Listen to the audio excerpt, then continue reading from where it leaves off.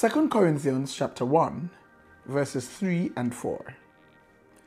Blessed be the God and Father of our Lord Jesus Christ, the Father of mercies and God of all comfort, who comforts us in all our affliction, so that we may be able to comfort those who are in any affliction, with the comfort with which we ourselves are comforted by God.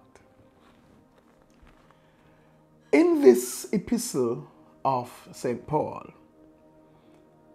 the word comfort, paraklesis, which was translated comfort, was used some 29 times in this epistle.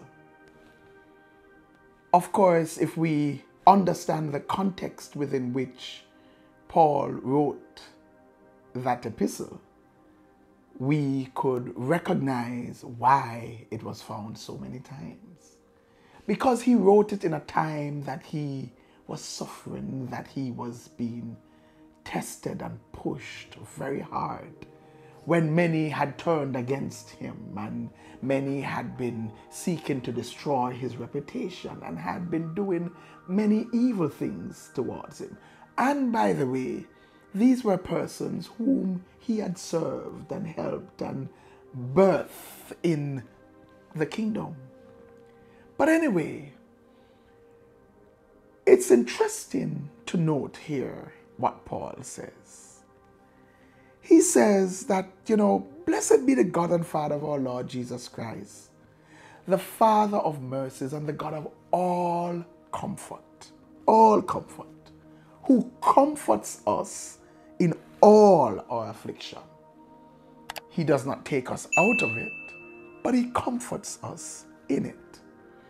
And paraklesis speaks not simply of a soothing, as we would normally think that comfort is, but it speaks of a strengthening and encouragement. And so our God strengthens us in all our afflictions. He provides encouragement and strengthening. Strength for us to be able to bear it. Strength for us to be able to go through it. Strength for us to be able to deal with it. But it's interesting to note also that Paul says he comforts us or strengthens us and encourages us in all our affliction, so that we may be able to do the same for those who are afflicted, with the same strengthening or comfort that we received from God. In other words, God has done it in you so that you may do it in others. He wants it to happen in your brothers and sisters because you have made yourself available to be used by him, to be a conduit of his encouragement and strength, his sufficient grace to deal with the issues.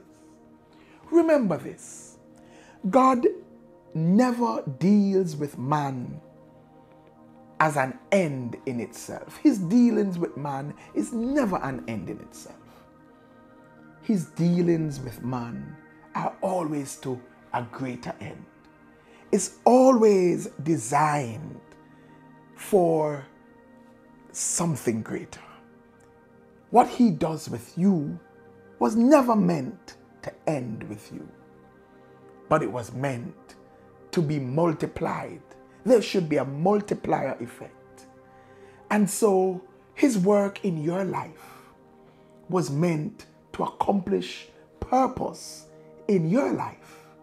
And the purpose of your life would be impacting many other lives.